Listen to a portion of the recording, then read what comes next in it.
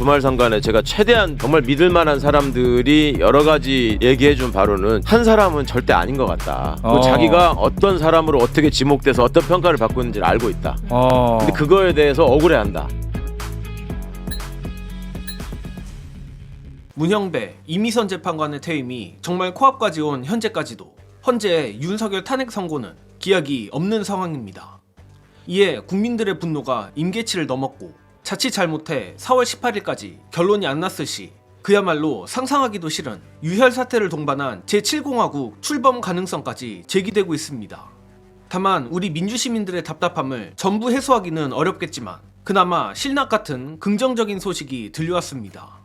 오늘자 매불쇼에 출연한 최강욱 전 의원이 철통보안으로 뚫기 힘든 헌재의 내부 소식을 전한 것인데, 앞선 인트로 영상에서 보셨겠지만 헌재 내부에 재판지연 엑스맨으로 의심받는 3명의 재판관 중 최소한 1명은 엑스맨이 아닌 것 같다는 겁니다. 심지어 본인 스스로 주변에 억울함을 토로하고 다닌다고까지 합니다.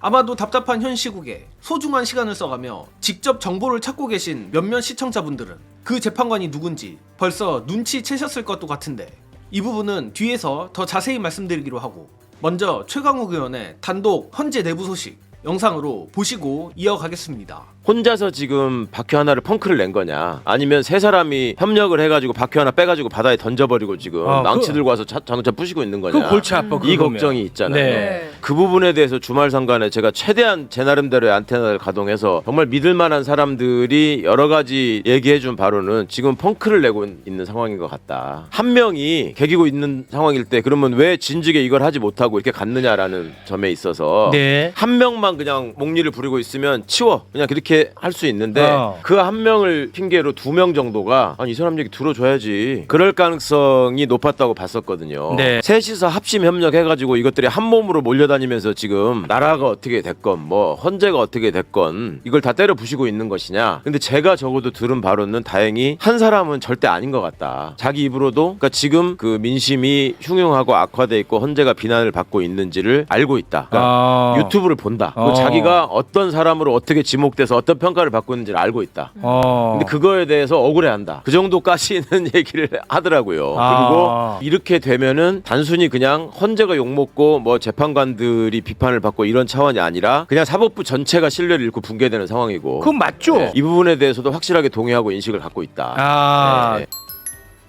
아마도 최강욱 의원의 전원 속 스스로 억울해한다는 헌법재판관은 김복형 재판관이라 저는 생각합니다.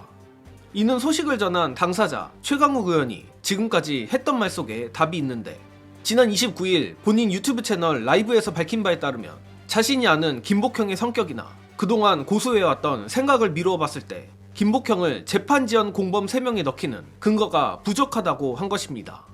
또한 김복형이라 특정하진 않았지만 덧붙여 현재 여론이 얼마나 안 좋은지 헌법재판관들도 그 심각성을 알고 있다고도 했습니다.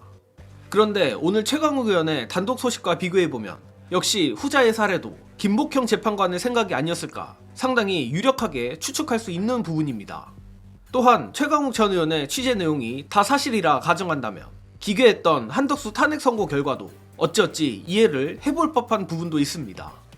예컨대 정영식과 조한창의 경우 사실상 국민의힘 및 내란 세력의 요청을 그대로 판결로 옮겨준 데 반해 김복형은 헌법재판과 민사재판이 어떻게 다른지 구분을 못한 느낌은 있지만서도 대통령 권한대행 탄핵 정족수 논란에 있어선 국회의 손을 들어준 것이나 마찬가지입니다.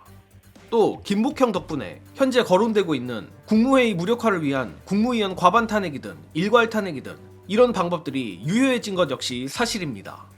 이렇게 말을 하고 보니 김복형이 보수적이긴 해도 정말로 내란 세력에 부역한 게 아니었다면 자기 딴에는 엄청 억울해할 법도 한데, 그렇다면 역시 남는 건 2명, 정영식과 조한창입니다. 즉 최강욱 의원의 전언을 사실이라 가정한다면 헌재 내부에서 윤석열 탄핵 선고가 늦어지고 있는 가장 유력한 시나리오는 첫째, 조한창이 드러누워 시간을 끌고 있고, 둘째, 정영식이 조한창도 안고 가자며 선고 지연에 간접적으로나마 동참한 것이라 생각할 수밖에 없습니다. 또한 이는 소수설이긴 하나 선고일 지정 권한을 가지고 있는 문형배 소장 대행이 자신보다 연수원 선배인 정영식, 또 연수원 동기인 조한창을 제끼기도 부담스러울 수밖에 없다는 법조계 의견도 있긴 합니다. 그러나 뭐가 어떻게 되고 뭐가 사실이든 하루하루 대한민국이 급속히 망가지고 있는 것 역시 헌법재판소 탓이 아닐 수 없으며, 지금처럼 재판관 한두 명의 일탈 때문에 나라가 박살이 날 수 있다는 것 자체가 시스템적으로 문제가 있다는 거고, 그동안 소수의 재판관들의 근거 없는 선한 의지에 나라가 의존해왔다는 것의 방증이라 생각합니다. 따라서 현재로선 유일하게 국민들로부터 선출받은 권력, 국회가 모든 수단을 동원해 헌재 빠른 윤석열 탄핵 선고를 압박해주기를 바랍니다. 이번 소식은 여기서 마치겠습니다.